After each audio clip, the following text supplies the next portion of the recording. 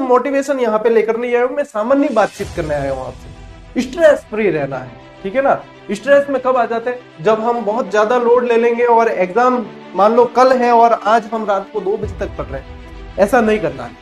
जितना इतने लंबे समय तक आपने पढ़ा है ना, साल 2 साल 3 साल की मेहनत है आपकी, वही सब कुछ काम आना है। ये एक दिन जो है, अब एक दिन में आप जितना ही पढ़ लो, चाहे बहुत सारा पढ़ना चाहोगे, लेकिन वो आपको कहीं ना कहीं डिमोटिवेट करेगा, लेकिन उससे कोई ज्यादा फायदा होगा नहीं। करना ये है साथियों, एग्जाम मान लीजिए अब परसों जैसे एग्जाम है आपके, 24 घंटे पहले कोशिश करना, बहुत मुश्किल है अपने मन को मनाना, लेकिन कोशिश करना कि 24 घंटे पहले आप अपने आप को फ्री कर दो। बिल्कुल हंसी मजाक करो, जिसके साथ एग्जाम देने जा रहे हो उनके साथ हंसी मजाक करो, टेंशन फ्री रहने की कोशिश करो, क्योंकि टेंशन देने वाले तो खूब है, टेंशन फ्री आपको खुद रहना, ठीक है।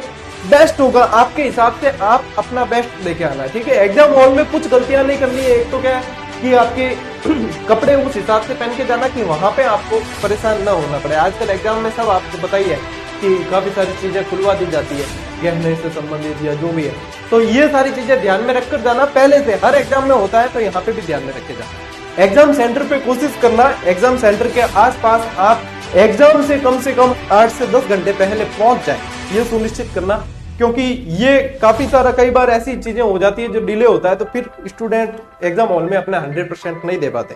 तो एग्जाम हॉल तक अच्छी तरह मतलब आसपास पहुंच जाए 8-10 घंटे पहले, वो ज्यादा मानसिक रूप से आपको तैयार रखेगा, ठीक है। एग्जाम हॉल में जैसे प्रश्न पत्र मिलता है, तो ये सामान्य बात है, वैसे क्या बताए, लेकिन आप सभी को बताया कि सबसे पहले वही करना है जो सब बहुत अच्छी तरीके से तैयार है। मान लीजिए कोई 8-10 सवाल आपके सामने ऐसे आ गए बिल्कुल नए, कि कहीं देखे ही नहीं, किसी किताब में नहीं देखे, कहीं भी सुनने को नहीं मिला, कोई चिंता नहीं। हर प्रश्न पत्र में 8-10 सवाल ऐसे होते, हो सकता है वो आपके सामने एक साथ आ गए और बाकी पूरा पेपर आपके अकॉर्डिंग है, तो वहां पे घबराना नहीं है। एक एक प्रश्न को करते जाइए।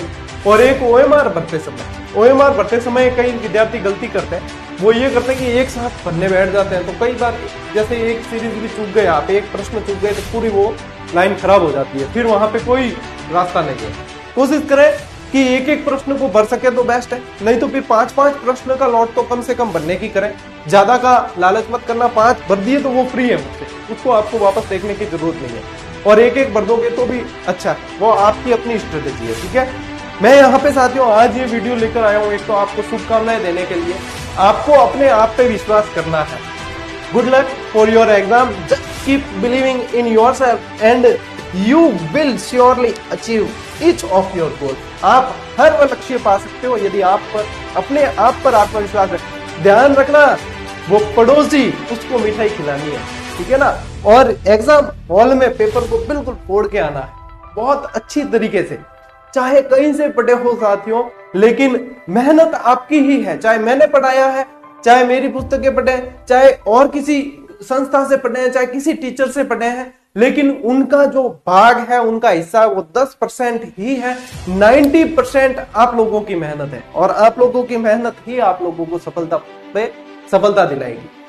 तो साथियों ये तो समझ लेना कि ये सफलता आपको जो मिलने वाली है वो पहली सीढ़ी, अभी तो और बहुत आगे बढ़ना है। और अपने आप पे विश्वास रखो, अपने माँ बाप के सपनों को पूरा करने के लिए उस मैदान जंग में, उस एग्जाम हॉल में आपको उतरना है, और पूरी पॉजिटिविटी के साथ में, पूरी सकारात्मकता के साथ में, एक हंसते खेलते प्रसन्नचित मन के साथ में एग्जाम देकर आओ।